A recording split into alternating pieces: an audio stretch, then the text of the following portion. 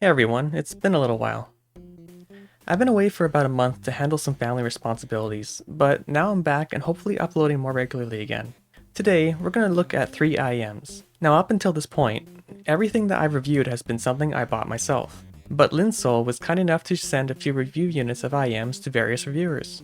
Now, I did receive them a few weeks ago, but due to some life circumstances, I did fall a bit behind most others who have probably reviewed them already. So just for full transparency, I'm not being paid by Linsol to say anything positive about these products. I'm not being sponsored by them, and the links in the description are just direct links to the product pages and aren't affiliate links. So there's no monetary incentive that will affect my view of how I review these IEMs. Now with that out of the way, since I've taken so long to finally review these, I won't split them up into multiple videos. And I'll also just give my summary here at the start, so you don't have to wait any longer. The 3 IEMs that I received for review are the Blon HBB Collab Z300, the Simgot EW100P, and the Tripowin Piccolo. All 3 of these IEMs could have been probably very highly regarded about a year or two ago, and both the Blon and Piccolo have exceptional build quality for their price range. The only thing is I can't really recommend any of them strongly based purely on their sound. For my own preference, I find something like the Tangzu Waner, which you can buy on Linsol for $20, sounds more enjoyable and engaging for this price range.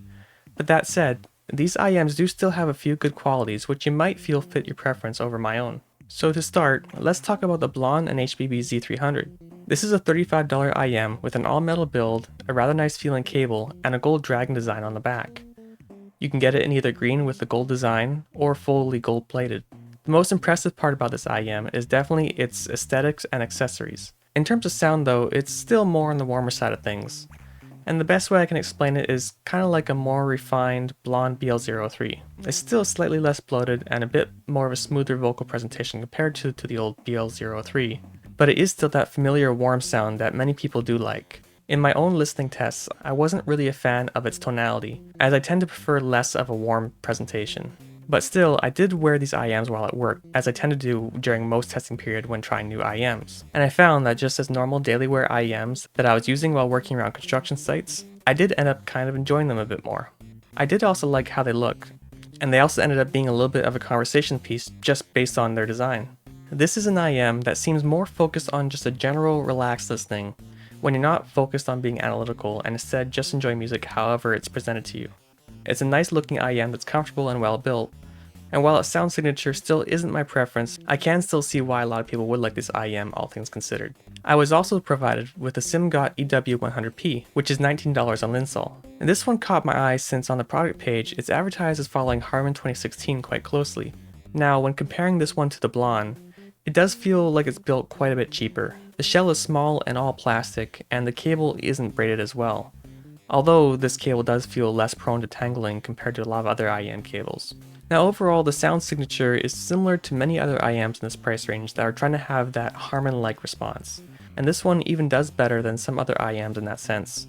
But the issue that affected my enjoyment of this IEM was the upper treble. It still sounded a bit too forward, making certain instruments sound a touch fatiguing to my ear. This may not be a problem for some people, and if you were to EQ the treble down a bit, or even increase the bass slightly, it could possibly balance the sound out. But in its stock form, it just feels a little bit like it's outperformed by some other similarly priced IEMs in this price range. That said, if this came out a year or two ago, you probably would have heard people saying that this is a budget killer, and it may have competed quite competitively with IEMs back then. Now finally, there's the Tripowin Piccolo. This IEM is $35 on Linsol, and this one also has all metal construction. You can get this one in a glossy silver or matte black. Now in terms of sound with this one, this is my least favorite of the 3 IEMs. Again, this one attempts to follow the same sort of signature that many IEMs are aiming for these days, but I found the Piccolo to sound slightly sibilant and also kind of odd in its timbre, which gave vocals almost a grainy presentation. I also found it a bit hard to get a good seal with these tips, and I would tend to lose a proper seal and also lose a lot of bass when I would wear this IEM. So for my ears at least, the stock tips on this IEM did affect how I enjoyed using these. So that was my impression of these 3 IEMs, and thanks again to Linsol for sending in these review samples.